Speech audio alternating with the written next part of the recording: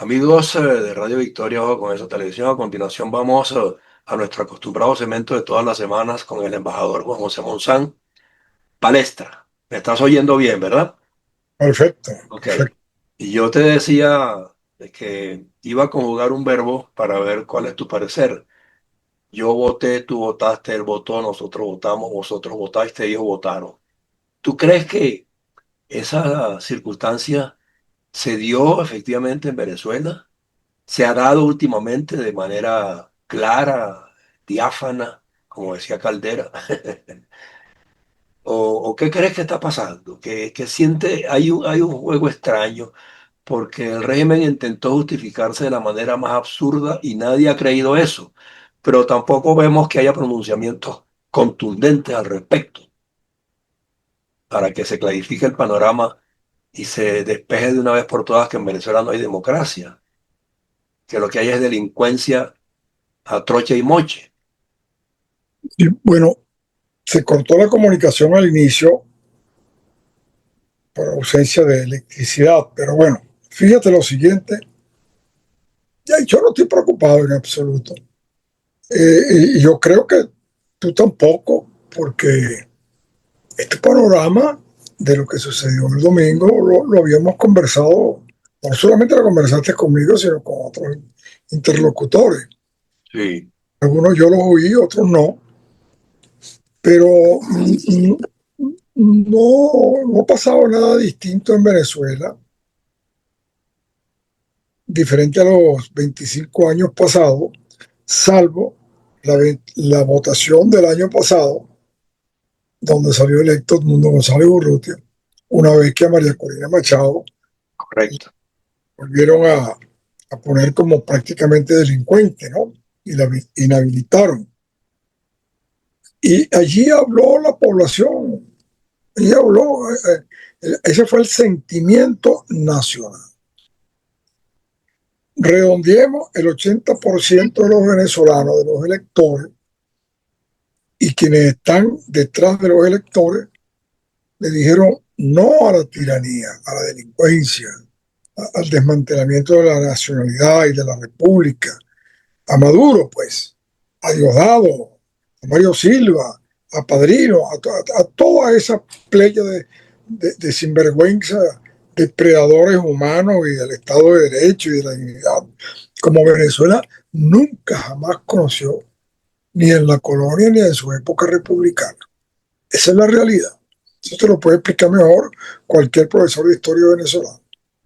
¿Quién de los gobernantes que tuvo Venezuela, por la fuerza y sin la fuerza del siglo XIX y del siglo XX completo, se dedicó a destruir y desmantelar la nación venezolana? Eh, en consecuencia, después de la decepción aquella que María Corina tuvo que enconcharse, es decir, refugiarse, mimetizarse, ser protegida, y Edmundo González tuvo que negociar su salida del país y se fue a España. Eh, Amoroso dio una servilleta de papel, creo, a medianoche. Le entregó a Maduro unos resultados sin actas y lo declaró presidente electo. Eh, Eso ya, ¿qué más podemos agregar nosotros dos, José Antonio, para señalar? Yo inclusive me molesto mucho y me causa cierta decepción cuando veo la repetición, ley de coro, cierre y coro. O sea, aquello parece el mito de Sísifo. Llegamos al cerro, a la cima y se nos cae la piedra de la condena y volvemos que volver a subir y volver otra vez a bajar y volver a subir y a bajar. La naturaleza del régimen venezolano no puede seguirse discutiendo, no puede ser objeto de una línea de análisis. Ya no es cuestión de análisis y debate, tiene que ser una resolución muy firme de sectores clave en la defensa de la soberanía. Y la soberanía hoy día en los países yo creo que no está representada solamente por lo que pasa a lo interno, sino que hay intereses nacionales e internacionales que tienen que jugar un papel importante en la definición de estos esquemas políticos. No, los países pareciera ser que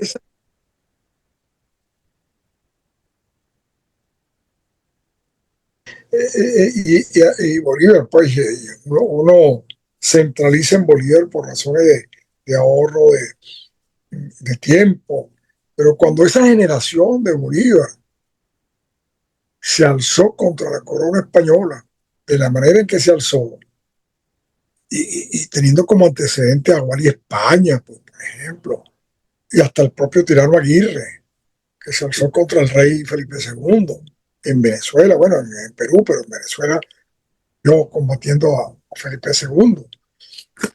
Eh, no había presenciado el continente americano, Estados Unidos a la Argentina, una generación política militar que se dedicara a desmantelar el territorio que obtuvo cuando se independizó de España o de Inglaterra.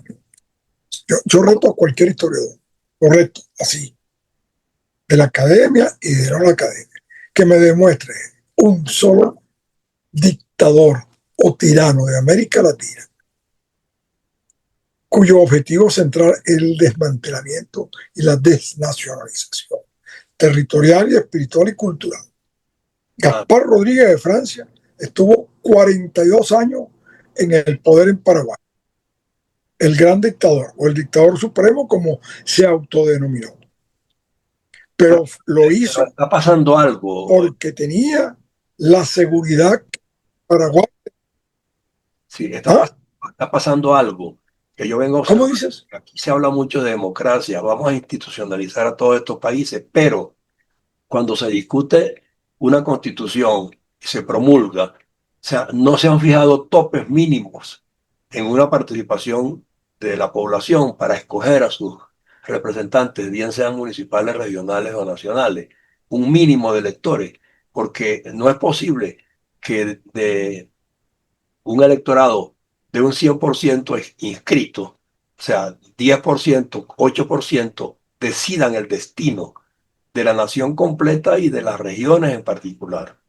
Pero es que tú me estás haciendo un planteamiento de un deber ser.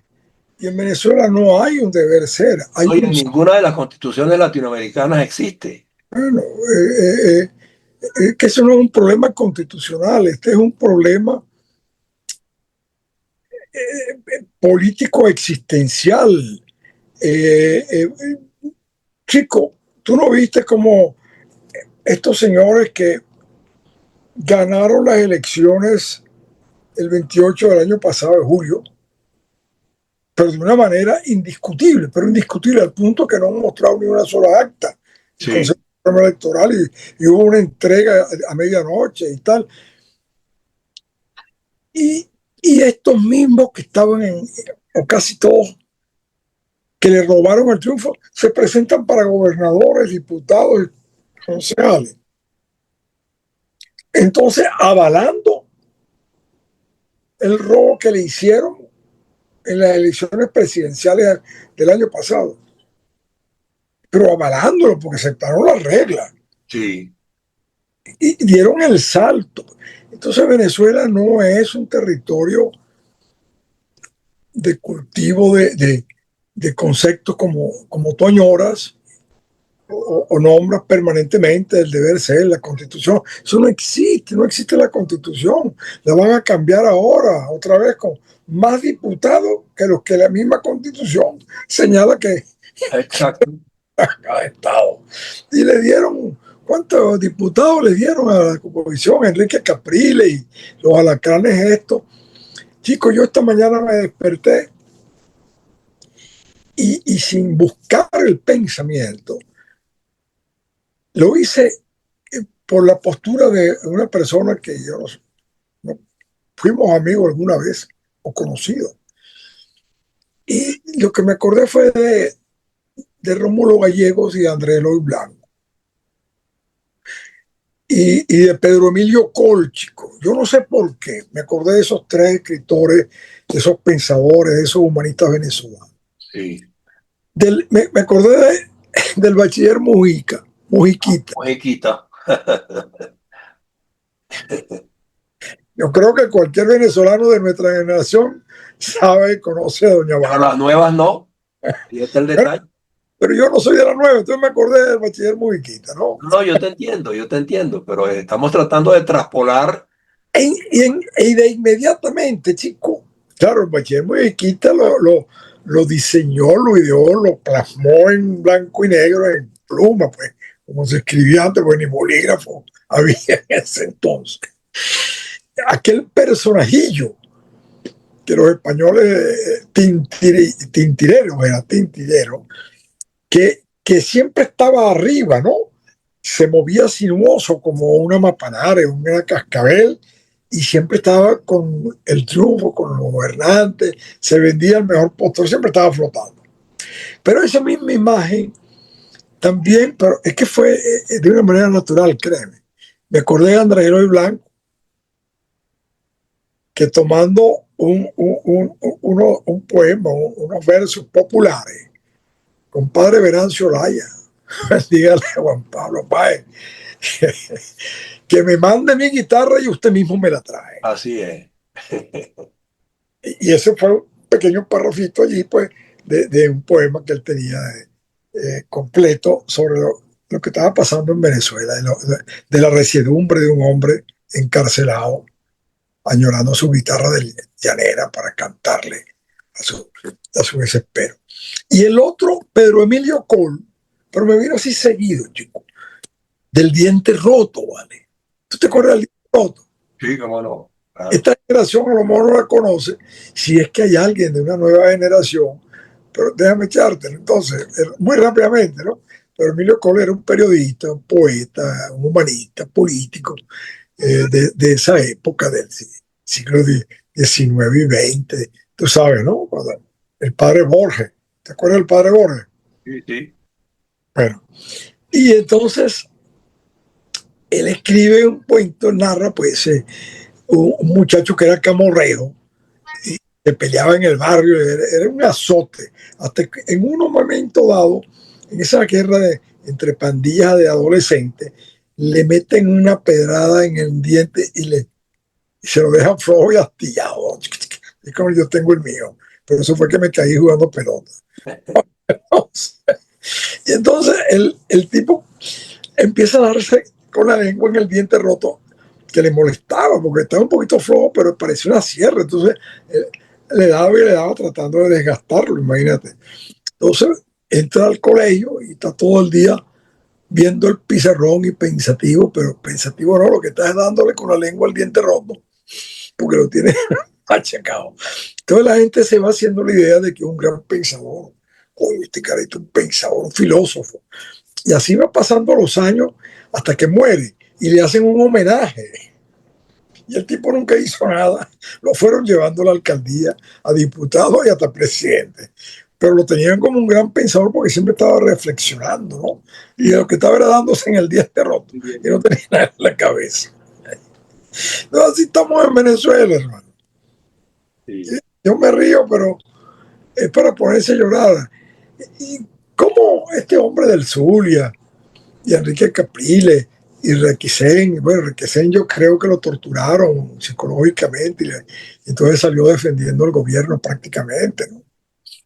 Entonces, Capriles es una hechura de copé y mira el monstruo que resultó. ¿Sabes que yo establezco una diferencia? Que a nosotros nos criaron con arepa y pescado y a estos con pura compota. ¿Me entiendes? De manzana. Entonces tienen el cerebro muy licuoso. Va y viene y no se definen. Bueno, sí, entonces hay un intelectual venezolano que yo conocí mucho. Bueno, ya no, uno dice intelectual porque ha escrito libros, pero bueno, es una persona pues de resonancia en Venezuela, que tenido como sabio, que de pronto, chico, por una enemistad, un odio a María Corina Machado, que yo no sé de dónde le salió, eh, apostaba a la negociación. Coño, pero si, ¿qué es lo que vamos a negociar? Dios mío, tú no puedes negociar tu punto nordo. Dile a Páez que negocia ahí, chico, ¿ah? Su punto honor, su virilidad, cualquier cosa. Dile a Páez, pues, dile a Pérez Jiménez esa vaina, a Gómez, Pero es que el problema es que de negro y blanco. están negociando las instituciones y el uso Pero vulgar. no, chico, es que esa gente lo que está como los barcos, como, flotando, entonces no se hunden, pero atraviesan el río, hermano. Entonces, pero ¿cómo que vas a negociar, por Dios de mi alma? Vas a negociar. La única negociación la hizo en El Salvador Nayib Bukele, que negoció con las Fuerzas Armadas, con las fuerzas policiales, y le dijeron, ustedes quieren rescatar al país, apóyenme. Exacto. Y han pasado 924 días sin homicidios provocados por pandilleros. Claro que, claro que hay homicidios, pero los de siempre, pues, normalmente pasionales. Un récord Guinness en seguridad. Entonces, y yo viví en El Salvador, fui embajador en El Salvador, pero antes de ser embajador en El Salvador, yo iba a Centroamérica y iba a El Salvador con el doctor Itire Calvani, cuando no era canciller. Un gato mío que se cayó. Cuando era canciller, en plena guerra, ¿vale? Y entonces yo conozco ese país. Por eso yo me altero un poco cuando emiten ligereza sobre el sector presidente. Y allá créeme, el país estaba atrapado por las pandillas, graduados de pandilleros de alto nivel en Los Ángeles, California. Sí, señor. Y de allí se trasladaron a El Salvador cuando llegó la democracia, pero son unos inadaptados y posteriormente fueron captados por el grupo Z de Guatemala y de México, que eran los traficantes de droga. Sí. Y fue ese grupo que los organizó para que usaran los celulares en la cárcel, para que tuvieran disciplina y fueran pandillas serias, pues. No solamente mató. Es que lo vergonzoso está allí, que se hayan impuesto las pandillas y el crimen, Déjeme, tenemos un ejército que tiene tanques y cuanta cosa hay, y sin embargo la delincuencia de a pie con una moto acaban con medio mundo. pero bueno, chico, entonces, déjeme terminar. Lo que hizo fue detectar lo que yo detecté y lo que detectaba toda la gente de Arena y del Frente de Farabundo Muerte. Decente, pues, porque no eran pandilleros. Que era imposible gobernar en El Salvador con estos pandilleros, que era un paragobierno. Y que se sentaba a negociar tanto Arena como esta gente, no que trataba de buscar, a negociar áreas para una medio convivencia, incluyendo con la presencia.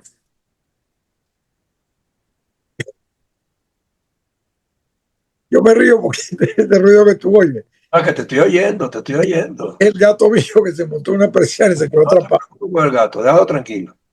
Entonces, No, ahorita no tiene que preocupar más que ahorita no hay pandilleros hay delitos, por supuesto hay delitos. No hay delitos en el Vaticano. No tuvo Francisco que sacar 3 cardenales, uno por bandido, el otro por depredador sexual y otro porque estaba conspirando contra el Vaticano, que se conoce.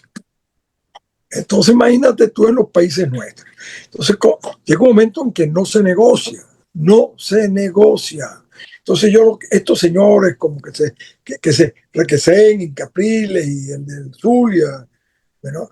Que se lanzan y hoy están con María Corina y mañana con el otro, entonces quieren que le den bien hecho, que no le dieron sino el Estado Cogede nada más. El Estado más paupérrimo de Venezuela se lo dieron. que también es prochavista de todo modo el individuo, tampoco es que...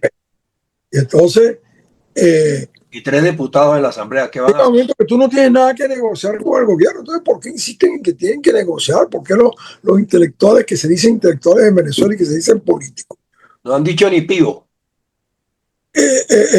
insisten en negociar? ¿Pero qué van a negociar? Decía Francisco, el Papa Francisco, el fallecido Francisco, tan viturado fundamentalmente por los antiguos copellanos, fundamentalmente, vituperado, señalado. Decía él, cuando hizo su primer viaje a Brasil y estuvo en Paraguay y se reunió con una reunión que hubo con el Colegio Jesuita, con la sociedad civil, para llamarla así. Y le hicieron una pregunta sobre el diálogo y él da toda una explicación sobre el diálogo, que es lo prioritario. Pero al Sí. finalizar, él recoge su conferencia, su diálogo con los que están allí, y ante una pregunta él dice, pero es que para dialogar, los dos tienen que ir dispuestos al dialogar, a escuchar al otro, uno al otro, se escuchan y entonces se llega a una síntesis. Porque si uno ya va prejuiciado y lo que quiere es imponerse, no hay diálogo. Entonces, ¿para qué te vas a sentar a dialogar? ¿A dialogar con qué? Lo único que hay que dialogar con el gobierno. Es lo que está dialogando Trump con la Universidad de Harvard. Usted me saca allí a todos estos contra cultura occidental o no reciben un bolívar, un dólar del gobierno estadounidense, ni del Congreso, ni de nadie. Porque no es posible que aquí estos penetrados, chicos, por izquierdistas de nuevo cuño, porque el marxismo murió, entonces tienen que buscar la forma de destruir la sociedad occidental de libertades, y cada uno con su carga espiritual maligna. Entonces, el país tiene una política a nivel de Congreso Nacional, Estados Unidos, de que Hamas es una organización terrorista. Ay, pero tienes una universidad de prestigio, quizá la de mayor prestigio del mundo, o la segunda, la primera para mí es la Sorbona, pero bueno, concedamos que está entre las dos primeras, de Harvard. Ay, y de allí es donde nace, desde el rector para abajo, una rector para abajo, entonces el apoyo al grupo terrorista Hamas disfrazado de palestino contra los enemigos de Estados Unidos y financiado por el gobierno de los Estados Unidos. Sí, sí, sí. Entonces se acabó, pues dijo, no, me limpian eso o no reciben un dólar. Claro, se le está yendo la mano porque está agarrando ahí a todos los extranjeros y no son todos los extranjeros. Los que estaban manifestando normalmente eran americanitos con la Bueno, que cuestión. tampoco sabemos si los estudiantes extranjeros que están ahí los han mandado justamente a propósito de... Pero por supuesto, si Qatar, chicos, Qatar es un financista consuetudinario del movimiento palestino jamás. Y la forma más barata de crear anarquistas y cultivarlos es esa. Entonces, entonces, no puede haber diálogo. Yo estoy de acuerdo con eso. O tú estás aquí en la cultura de la democracia y del respeto y de las leyes, o pues te vas del país, pero no te voy a pagar también para que compires contra la democracia y las instituciones. Así es. Pero ¿cómo salen estos venezolanos, chicos, después que le robaron? Es que no le presentaron ni las actas a estos señores que fueron a hacerle comparsa al gobierno en Venezuela. Y ahora van ahí con una banderita para agarrar 4 puestos en el... Se volvió ahí la luz, jodimos. Aquí sí te tengo que pagar.